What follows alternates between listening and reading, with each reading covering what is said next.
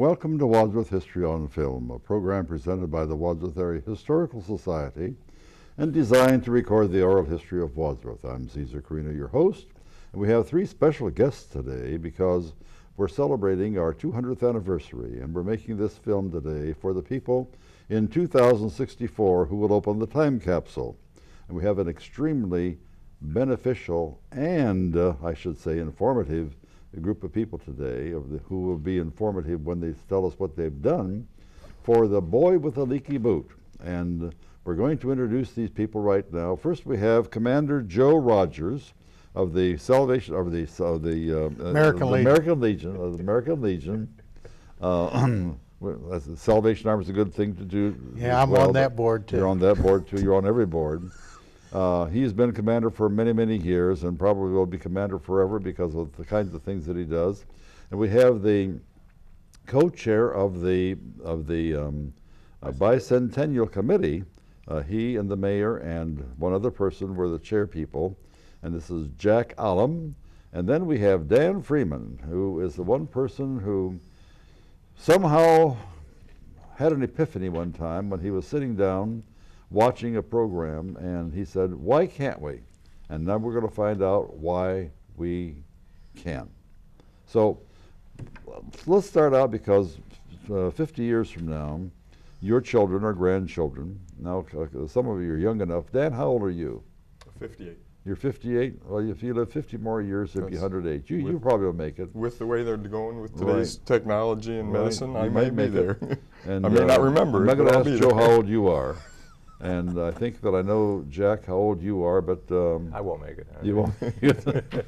And I'm 84, so I won't make it. But 50 years from now, your children and grandchildren will be seeing this. So we're going to have a little bit of who you are, where you came from, and what you do, and so forth. Joe, let's start with you. Joe Rogers, Commander Joe Rogers. Start with you. Tell us a little bit about yourself. Well, I'm born and raised in Akron, Ohio. Mm-hmm.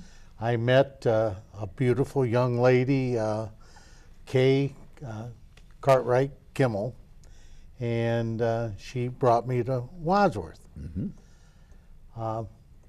There we had, well, between us, I was divorced, she was divorced. We have 5 kids, 11 grandkids, 8 great-grandkids between us. I didn't give you any heads up on this, so you may or may not be able to name all of your grandchildren. Oh, I can name them all. Name them all. Love then. them all. Name them all. Okay, I've got Chelsea, Tommy, Jimmy, Mike, Matt, Hannah. 5 more to go. Come on. Haley, Holly, Benjamin, Sophie. One more. So I should have given you time to bone up on this. One more. Oh, Tommy. Tommy. Okay, we got Tommy. him. Tommy. And what did you do for a living and so forth? I was worked for Ohio Edison, then it was First Energy. I was a supervisor of the computer center there. Retired in 1959 or 58, and after that, my wife told me, she says, you can do anything you want as long as it wasn't around the house. You better do something. So I went to work for Lowe's over in Fairlawn. Mm-hmm. Worked there for 10 years, and I've been commander of the American Legion for 9 years after that, and here I am. Commander of the American Legion, and the American Legion plays a huge role in the boy with the leaky boot. Tell us how they played this huge role. Okay, first of all, Dan Freeman, the city, came to one of our executive board meetings, and he explained everything about the boy with the boot. And he said, well, it'll probably cost about $15,000 to get this done and installed. So what we did, after Dan left, we talked about it. And of course, I wanted to be part of it because then it became a war memorial. Mm-hmm. And that's what it is now. We donated originally $7,500. And we also bought the plaques on there from World War I, World War II, Vietnam, and Korea. And if you look at the boy with the boot statue, you'll see at the base, those are adhered there. And these are the ones who lost their lives. They lost their lives from Wadsworth. And that's another $2,000. And we were going to pay for the whole thing. And our executive board said, well, let's see, when we brought the Vietnam Wall in town, everybody from the city, it's amazing how Wadsworth comes together on things like this. Oh yeah, you bet. The schools had a penny drive. And if you look at the plaque on the front of that, you'll see all the people that donated money. So we didn't have to, we were going to pay for the rest of it, but we didn't have to. It was a community effort. Community effort, good. We're going to come back to you and get some more information about that. Jack, how about giving us a little bit of the history? Jack Olam, he was, well, tell us a little bit about yourself first of all. You were born in Wadsworth, I know that. I was born and raised in Wadsworth. Lived here almost all of my life. I did a brief stint in Akron where I was, for 14 years I was an Akron city policeman. Forced to retire from being shot on line of duty, and have always had training in art and photography, and started my own business, and been at it now for about 23 years. Now, give us the name of your business, because it's such a strange name. Give us a what? The name of your business. Oz 2 Design Group. How did you come up with Oz 2? Well, there was two of us that started it. Subscript 2. There was two of us that started it, and we wanted a name that everybody knew. Obviously, from the Wizard of Oz, everybody knew that name. And when we would call on people, they'd say, you know, well, we've heard of you. Well, they haven't heard of us, but they heard of the name, so it worked out really well. So that's how it started. But you were shot in the line of duty. Could you tell us a little bit about that? Well, basically, I was shot in the head, and was very, very, very lucky. So having that injury allowed me to retire at a relatively early age, and so being able to continue doing my photography and video work, and getting involved in the city more and more, ended up being the executive director of downtown Wadsworth. I've done that for 11 years now, and we've just applied, and matter of fact, yesterday they received our application. Heritage Ohio, which is the entity that runs Main Street USA, which is a national trust. Hopefully we're going to become a Main Street community, and that'll be good. I'm also the executive director of Wadsworth Community Radio, which is another historic aspect. It's Wadsworth's first radio station that started in our bicentennial year, so we're really excited about that. This is our contribution to the next 200 years. The first radio station after 200 years. It's really interesting with today's modern quote for 2015 modern as we sit here. We are just now getting our own radio station, but what's happening is with all of the forms of communication today, the internet, texting, the printed word, television, and radio, people are starting to not read so much anymore. People are very diversified in how they get their information, and we found that having a single point source of information for our community, Wadsworth. Years and years ago, we had the Wadsworth News Banner, whose subtitle was "The only newspaper in the whole wide world that cared about Wadsworth." Well, we're the only radio station in the whole wide world that cares about Wadsworth.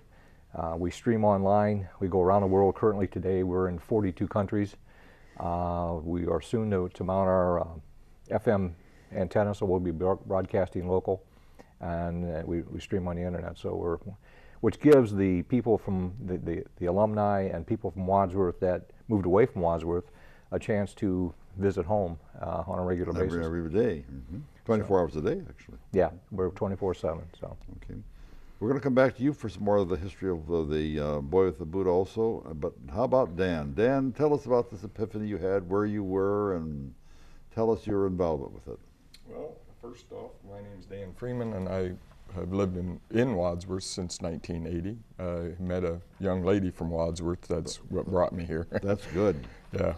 Who was the young lady? Her name was Susan Jeffries. Susan Jeffries. And we have 2 children, a boy and a girl. Now, who was Susan's father? Ralph Jeffries. Jeffries. Ralph was very big into the community. Absolutely. With lots of things. And very much interested in the community and does a lot of good for the community. yeah.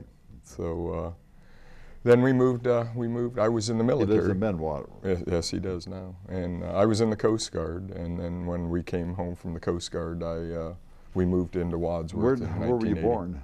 Was born in Norton, and we moved to Wadsworth for about 2.5 years, and then my father purchased a farm in Sterling, and we moved out to Sterling, so I pretty much grew up a farm boy in Sterling. And like I said, met a girl from Wadsworth. But how did you meet her?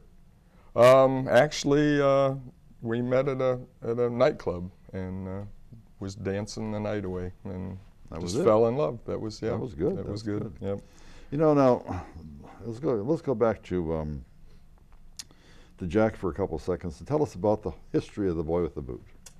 Well, it's a little foggy. We do know a couple of things. Mrs. Charles Curtis formed a women's organization back in October of 1896, and I believe it was called the FPA. And do you know what the FPA stands for? Yes, it means Followers of Phallus Athena. So those folks got together and decided to give Wadsworth a statue. And I commemorating what? Well, this is interesting. I know it was bought in 1910, and I know that it was made somewhere in either New York or New Jersey. It was made of zinc, and we've had copies that have been made all over the country at that time from zinc or bronze. It originally was a Civil War memorial, and it sat in what we call North Park. North Park is the island that is immediate to the square on High Street, north of the square there. So it happened to be a popular design, and companies' salespeople went all through the country selling them, and numerous statues like this were purchased and were displayed. It's interesting. Apparently, the salesman used whatever influence he could. Some say that it was a boy who used his boot to carry water to the soldiers on the battlefield. If a fire organization bought it, they say the boy carried the water in his boot to put out the fire. So I think that was a little bit of salesmanship on their part. I know today, and this is 2015, there are approximately 24 statues still left in the United States, and we have one of them. There are the same design, same statue in Europe also. So, and it can be seen. I don't know exactly how many copies are left over there today, but that's about there's not a whole lot of records left on it. So some people said that it was dedicated prior to the turn of the century. Other people say it was after the turn of the century. We did find a receipt that was dated after the turn, so I'm assuming that it was done after the turn of the century. The original boy with the boot, actually, as you say, he stood on the north side of the square. And I remember it as a small child. Of course, I'm 84 years old, so that would have been probably 75 to 80 years ago. But our school bus went right by it every morning. And there was no boot because someone had stolen the boot or taken the boot off or fell off or whatever happened to the boot. And we were in the height of the Depression at the time in 1936. We were in the height of the Depression. And I just very, very vividly remember thinking to myself every single morning that I went by there that the boy was asking for food. And I always felt bad for him. So I don't know how old I was before I quit thinking about that, but I didn't have to worry about seeing it anymore because in about 1941 or 42, during World War I, it was taken down and given to the scrap drive, which we had, of which we had many at the time, a scrap drive for the war effort, the World War II, the Second World War effort, and that it disappeared. Then comes Dan Freeman, and what did he think? Well, it really all started with the Bicentennial committees, and the historical committee, which you were part of, and we were sitting around, and a very prominent lady in town, Ruby Razor, brought in a lot of pictures. And one of the pictures that she brought in was, I believe, of her sister, and I can't remember what her name was. Her maiden name was McElroy. But she Ruby McElroy. She was standing there with her arm around the boy statue, and of course everybody wanted to know what's this statue, right, and where it was, and she told Ruby us. was born in 1922. So this would have probably been in 1930 or so. Yeah, because they looked like they were young teenage girls young in kids, the pictures, right. and I just sparked some interest in me and thought, wouldn't that be great? What did you do about it? I spent hundreds of hours online trying to locate statues, and I figured there was no way that a city would part with the statue. No, they did. But, well, they really didn't. I found out that it was the symbol of the city of Sandusky, Ohio. And they had one manufactured for them because theirs had gotten broken. They had theirs repaired and one manufactured in 1993. So several phone calls later, I wind up at their city hall, and I get transferred to a gentleman, I can't remember his name, but he was the head of their parks department.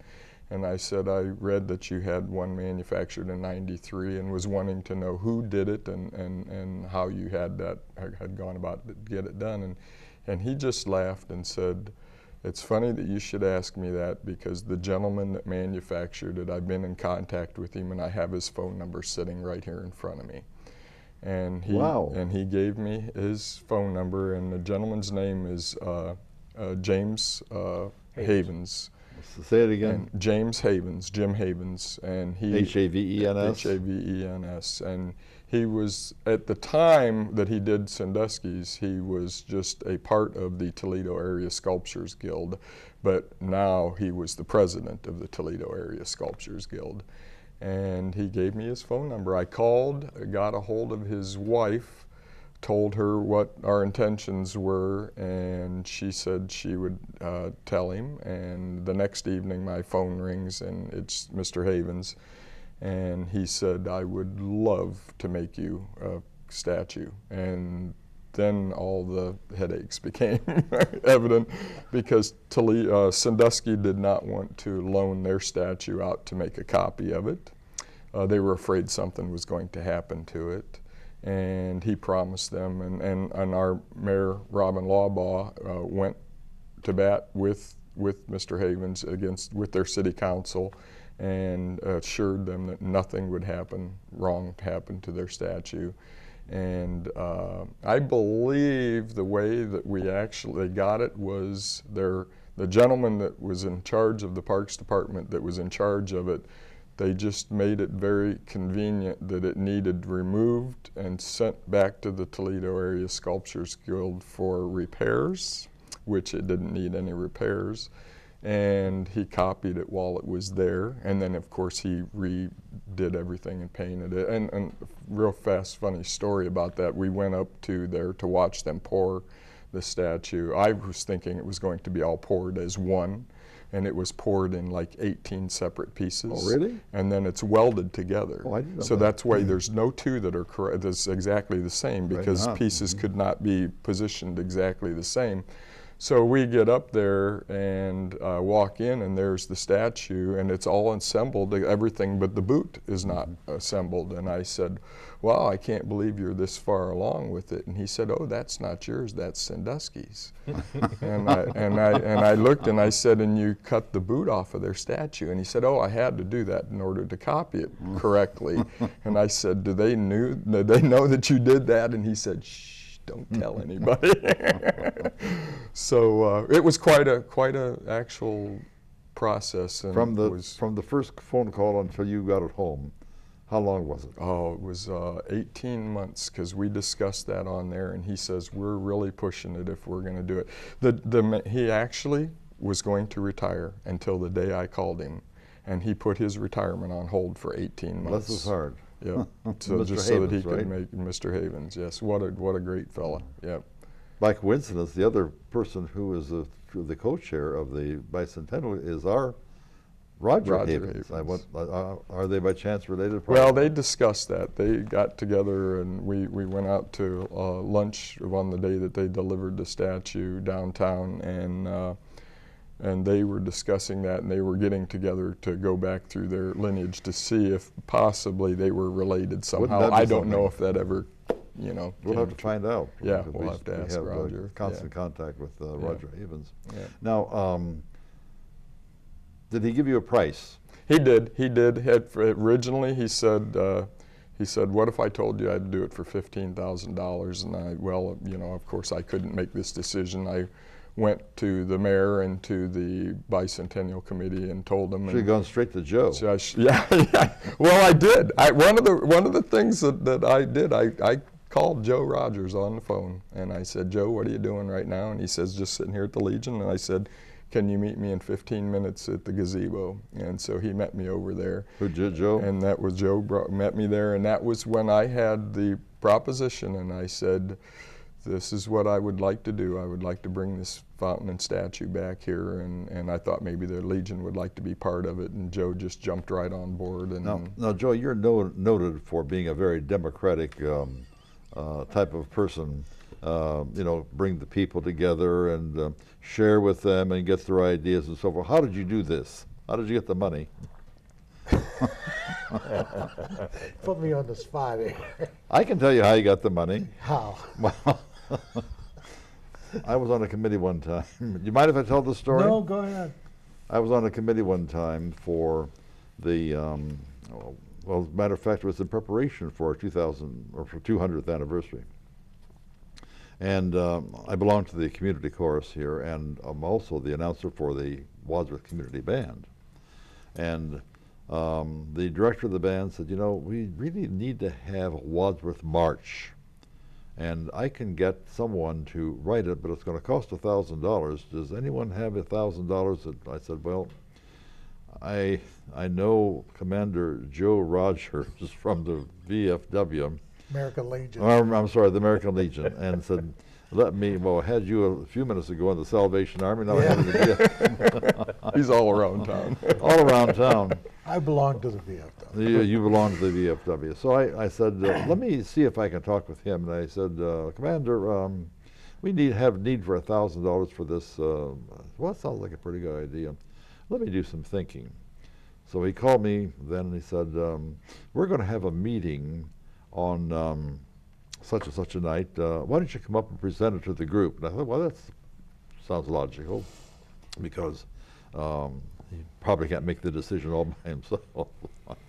I went up there and he hit the gavel on the desk and said, "People, Caesar Carino is here for $1,000. Someone raised his hand and said, "I move we give him $1,000 for the." And I thought, well, I just stood there, absolutely awestruck, because I couldn't figure out how this happened so fast. Well, that wasn't the end of it. And a few minutes later, someone said, "Well, I think we ought to give him another $2,000 or $3,000 for something else."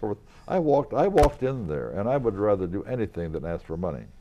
But I walked in there for $1,000. I walked out with $4,000. So we're walking down the steps of the American Legion. There are a million steps going down there in the back end. I said, "Joe, how did that happen?" "Oh, I had some conversations ahead of time." So I have a real good executive board. They are really super. Bill Alexander and Chuck Heller and Al Whitaker and Ken Baker. And anyhow, they are very good. And since I took over, they sort of listen to what I say. Oh, I guess I would too. Well, no, they feel that when I tell them this is good, that I've researched it and I know that it's good. And they automatically, if I recommend it, they automatically go into it. So, and I usually do that before the meeting. I guess you would. You have very long meetings, don't you? No. This whole meeting that I went to was 15 minutes long. I told him he should come to, I was at the time I was mayor. I said, you ought to come to city council. Cut those meetings down to. I'm not, when I was supervisor of Ohio Edison, we had a lot of meetings. And you had to hurry up in one meeting to go to another. Right. Mm-hmm. And I didn't like sit there and people just continue to talk and repeat themselves a dozen times. And so I used to tell them, hey, this is it. And that's Say part of the what you meeting. say and we don't need to go any further. The way I used to handle it when I conducted meetings was to have a stand-up meeting. They don't have to stand up for too terribly long. Now, Joe, you raised 10,000 right off the bat for the, wasn't it 10,000? 7,500. 7,500. Did you give a few bucks extra then afterwards? Yeah, we donated, we actually, like our canteen manager, Or what? took canteen manager. Or canteen manager. She took part of her tips and put it toward there. Oh, really? I mean, I had people really believing in this war memorial, and that's what you got to do. Is people are willing to give if you tell them what it's for. about. And this city is really good on veterans. I just can't believe how well they back the veterans. In fact, Jack will verify that when we brought the wall. It was just, you had construction workers. You're going to have to tell us what the wall is because 50 years from now, they may not want to know what the wall is. It's a Vietnam traveling wall. And how long was it? How long was it? Yes, it was almost a city block, wasn't it? Yes, it was a city block long. Yeah. And it had all the names of all the veterans that lost their lives over in Vietnam. 54,000 that actually were killed over there. In Wadsworth, 13. Then we had 13 from Wadsworth. And that's the tip of the iceberg because Agent Orange really affected a lot of veterans coming home. Tell us what Agent Orange was. It was a gas that they sprayed over Vietnam to kill the vegetation. So they could see. Yeah, they could see and do away with the food that they were using, you know, the Vietnamese. Our government did that. Yes, right. Okay? I'm not saying anything against our government. No. But, and this was inhaled by our soldiers. So throughout the country, this happened. I've got a brother that's in Cheyenne, Wyoming, that's got leukemia from the Agent Orange. And I talked to him last night, in fact, and he's going to have a triple bypass. He's got diabetes, and then he's after the triple bypass, he's going to have chemotherapy for his cancer. And if you know people like this, it's sad that they're dying younger. Vietnam War, 54,000 people killed, young men killed, for what? Yeah. For what? Well, anyway, so we have the memorial now. We're going to have to go back to Dan because there was quite a bit involved mechanically to put this thing in. How about giving us an idea of what had to be done to actually install it? Because you were involved with that as well. Yes, a friend of mine, John Bellick, and I started actually. Now tell us who John Bellick was. John Bellick. And where he worked and where you worked. Well, I work for the city street department, and John works for the street department. Right. And John's very great fella, and he volunteered and very knowledgeable. And from day one, from the initial digging of the excavation till the final turning of the switch and getting it running, it only took, we only had 2.5 months to build it. From Tell us what had to be done to build it. How deep was the well, the excavation went down about 3 feet so that we could pour the footer for the fountain, and I mean there was a lot of people involved with it. Besides John and I, we were the two that started and finished it, but all the city departments came together, electric department for the electric and the water department to hook up the water. Now, where did they pick up on the water and where did they pick up on the? Believe it or not, it was all right there. It couldn't have been built in a better place.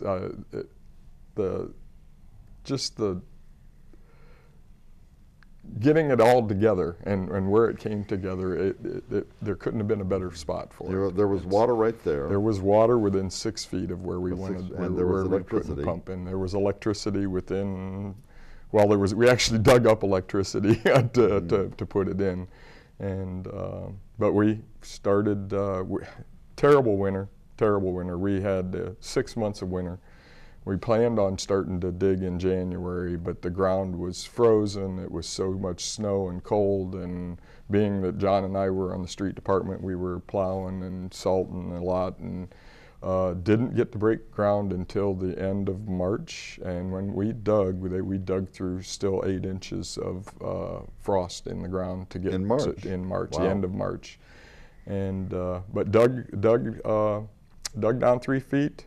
Dug several trenches for, I mean, when I started this, it's kind of funny. It was the mayor and we were discussing this, and I wanted to bring it back, and of course I do this proposition, and I just assumed that it's going to be taken over by somebody else. Oh, really? You mean you volunteered? You thought someone else was going to? Well, and it was funny because Robin says to me, she says, "Dan, you're doing such a great job. Why don't you just keep going?" And that's the way she passed the buck. She did a good job. No, she wouldn't pass the buck. She's a tremendous person. Well, I don't think she would have not said that had she not known that we could handle it. And our engineering department, had drawn up a lot. Her whole being behind it. Yes, she did. She really went to bat for us with everything that we did. And matter of fact, all of City Hall was instrumental in it. Chris Easton got us all together and coordinated all the departments. He was the service director at the time. For He's the retired time, at this and time. he retired. Right, it was like his last thing that he almost did before his last hurrah. But he got us all together, all the departments together, so that we all coordinated. And electric department, well, actually, it was a substation and signal guys did all the wiring, the electric. And like I said, the water department came down and hooked us up all the water to it, and we ran a drain for the storm, and just didn't realize what was going to be involved with manufacturing a fountain. I mean, you see them and I guess you don't realize what all. And then of course we had Bill Alexander, who Joe had mentioned earlier as being part of the American Legion also. Bill owns AK Construction Company, concrete work, and they built the forms for the fountain, or for the statue, and they poured the concrete and rubbed it all out, and I mean they spent a lot of time. That's a beautiful job. It's beautiful. It is. I can't imagine it turning out any better than what it did. Now, if you were to put all of the costs, because what you did, you didn't get paid for. What the city people did, they didn't get paid for. Well, but it cost somebody. We did it while we were on city time. I know, because there was no way we could get this done in 2.5 months without. That's true, but nonetheless, somebody paid for it. Oh yes, it was right.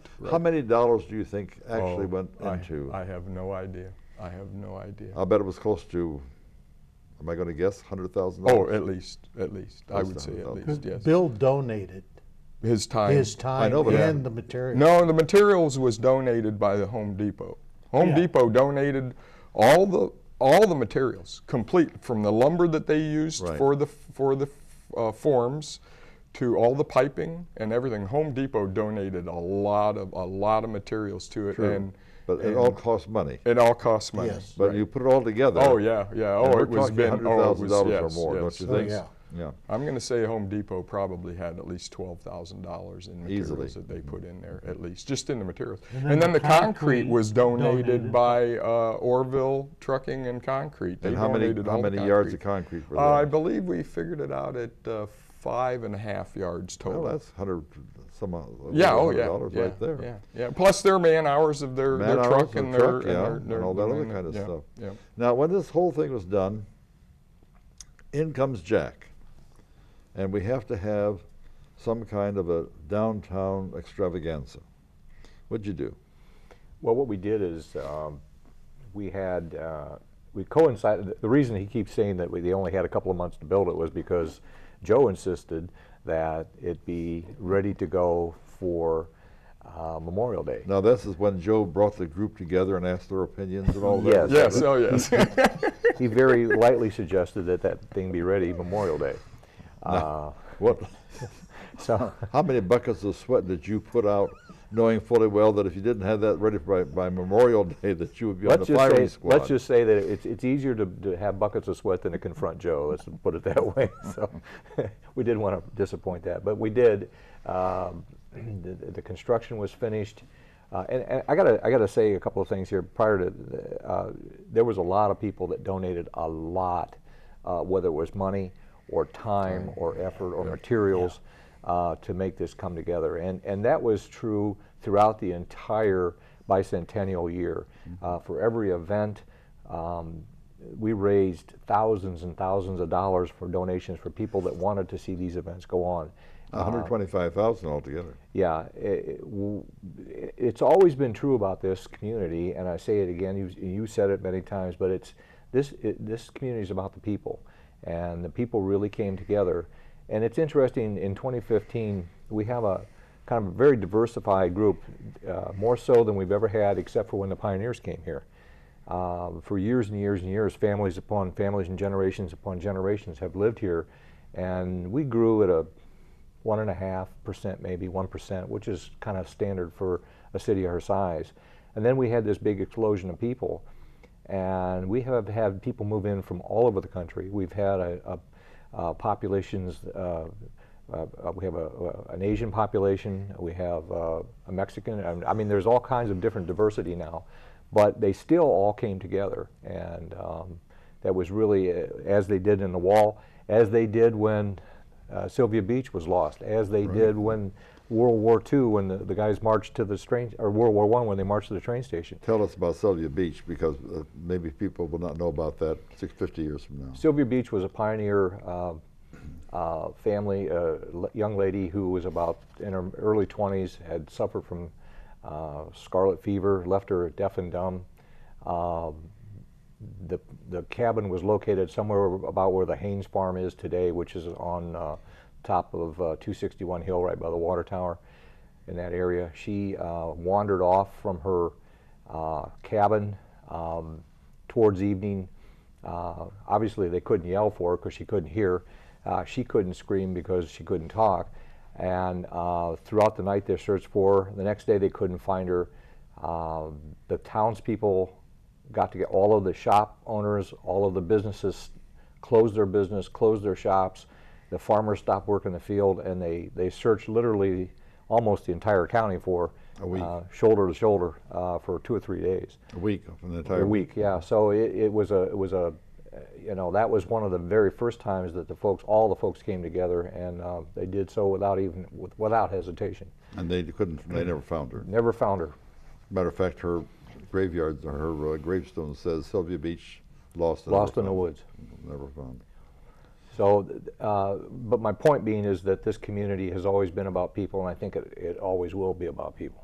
You know, we also have, in addition to the wonderful things that the American Legion does, we also have some of the 3 of the major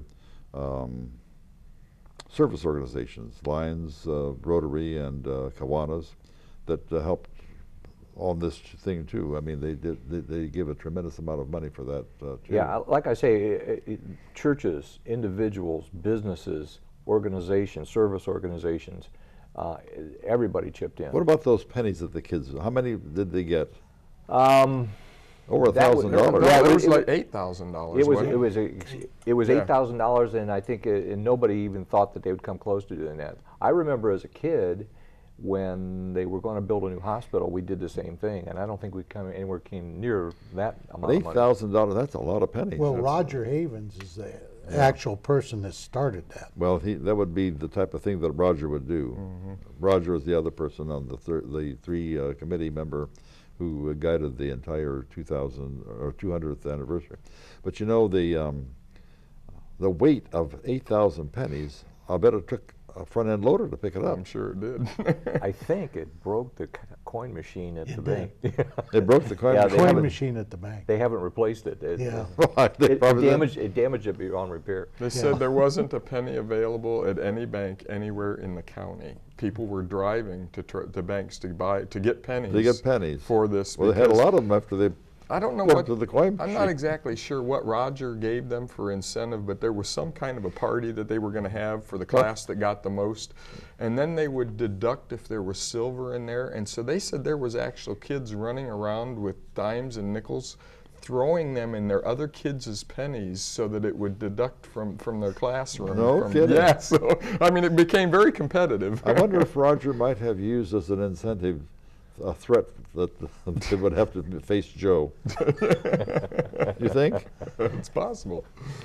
You know, one of the things that I was hoping that you would talk about, Jack, and that is the event that morning on the what day was it? The Memorial Day. Memorial Day. Monday, Memorial Day was May We had 21st. I think. we had special guests. We had Mr. Foreman, who was an astronaut. I think he's been to space 6 times. We had I can't think of her. Mike Swartz. Yeah, I'm trying to think of her maiden name. Spoonster. Spoonster, who was the assistant secretary of the Veterans Association. Veterans Association. Who was in a Washington, D.C. Hometown girl. She flew in. Matter of fact, she contacted us. She wanted to be a part of this, and so did Foreman. So we had our honored guests. We also had Major Peter Drury, chaplain who did the service. We had a young boy, and I can't think of his name now, that dressed up as a Civil War soldier, who at the end of the ceremony presented a rose and a salute. We had the mayor, we had myself, Roger, we had school band, the Wadsworth Honor Guard, the Honor Guard. That's made up of both American Legion and VFW which members. I belong to.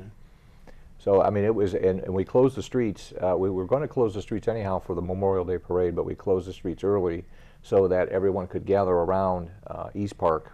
And by the way, we should mention where this fountain is. It's at the east end of East Park, which is where our gazebo is. So, and I gotta have to say that I'm downtown every day, and every day, regardless of the weather, there's somebody at that fountain. Yep. As a matter of fact, people come here to take pictures in front of the fountain. So, And tell us a little bit about what the VFW had to do, or the American Legion had to do in terms of people desecrating the fountain. Yeah, that is a federal offense. I don't know if people realize that, but once you desecrate that fountain or a war memorial, that's a federal offense. And I contacted the police, and they sort of patrol that quite a bit. And when we have parades, like the Blue Tip, there's people watching that fountain, so the kids who don't know any better, try to get into the fountain. I saw a couple people trying to wash their feet in the fountain, and I had to say something to them. Kindly. I got a funny little story about that. I assumed that people were going to do something to the fountain, and nobody did, as far as what I assumed the worst was going to be. So it's just about done, and the only problem we had with it was it built up green algae in there, which we have come up with the solution for that. But anyway, I was told to dump some bleach in it before I cleaned it out, that would loosen the green algae and it would make it easier to come out. So one day after work, I take off and I run up to the north end of town to the store and I buy 2 gallons of bleach. And I come back and I'm in my personal automobile and there's a gentleman sitting over on a bench talking on a phone, and I just get out of the car and walk over and I proceed to dump 2 gallons of bleach into it. Well, what I didn't realize was that the bleach was also going to cause a foaming action with the algae, and by the next morning we had the prettiest green foam you've ever seen in your life foaming up out of the statue. And I get a phone call and they said, somebody dumped something in there last night. And it was the police department, and so they came down to take a statement for someone dumping something in there. I had to tell them that it was me and that it was, you know, done intentionally or whatever. So that was the only thing that actually had happened. Did it clean it out? It did. It cleaned it. We pressure washed it, and it washed it all out. And yes, it was. Is there any way possibly to make sure that? Yes, we're putting an algicide in it. An algicide? Yeah, yeah. And that'll take care of it? Yeah, that'll take care of it. So. Well, Now, one of the plaques had a name spelled wrong. Oh, really? Okay, the Vietnam plaque had a name that was instead of Donald. Instead of David, it was Daniel. Yeah. Or Daniel, it was David. One or the other. One or the other. Yeah. And so we took it down, and I was getting ready to order it, and Dan Rospert, our funeral. Tell who Dan Rospert is. He's the funeral director of Hilliard Rospert Funeral Home in Wadsworth. Come over to me and he says, I will order it and I will pay for it. And that's $500. $500. $500 to, well, close to 500. And lo and behold, he took care of the whole thing. Yeah, people step up with those kinds of things. He stepped up beyond that too. There's a plaque that was down that's not volunteer plaque, but people that donated plaque. Right. And if you donated $500 or more, well, it was so quick at the end that all we could succeed in doing was pouring a flat concrete pad and fastening the plaque to the top of it, which is not good because it sits full of water and gets dirt in it, and people walked on it. And Dan also ordered a granite, would be like part of a headstone, but a 45-degree angle, huge heavy stone, and we put down in there and mounted it on after the dedication and everything. It all came at his cost. So he stepped up the second time too. So great fellow. He also stepped up during the first night celebration and provided the old time hearse, and they went out and bought the black coats and hats that they wore. You know, you mentioned we had a severe weather, and that it was difficult in digging. We ran into the same problem when we interned or excavated the time capsule. They could not get through the soil down there. Frozen soil. The backhoe was bouncing off the dirt trying to get through it. It was awful, but we finally got through it. But it took an extra hour to go through it to what it should have taken to get it out. It was a bad winter. I need to tell just a little story about my own personal self here. I told you earlier that when I was going through with the school bus, the boot was gone. Someone had taken it, and I always thought there was this little kid, you know, that was asking for food, because all of us were asking for food during the Depression because things were very, very bad. When that water came out of that boot, it was such an emotional thing for me because it was the first time, and at that time I was 83 years old, I guess, you know. First time in 83 years that I actually saw what it was supposed to look like. Yeah, and I remembered it so very, very well from way before when it was. I felt very privileged because they allowed me to turn the switch on, and. Well, you deserved it. I mean, first of all, you had the epiphany. Secondly, you did a lot of the work, and Joe, not so much. You know. No, I feel very privileged to even live here in Wadsworth. Well, we're the ones who are lucky, Joe, that you do that you Well, it chose was because Wadsworth. of my wife. Well, bless her. That's wonderful. We have a few more minutes left, a couple more minutes left here before we have to close this up. But there are some things that I think that the public really needs to know in 2014, or 2064. I'm sorry. Jack, maybe you can help us with this. What were the, and I'm going to use the wrong word here, but then you clean it up. What were the political things that were in the way all the way through? Oh, there was a mountain. We had we had an elephant to eat.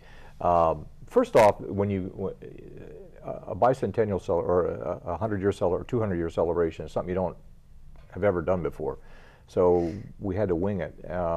We did some extensive study as to what was done in the past, and as well as those folks will do. And that's one of the reasons that you're doing these videos, is to try to communicate to those folks what went on and how we did it.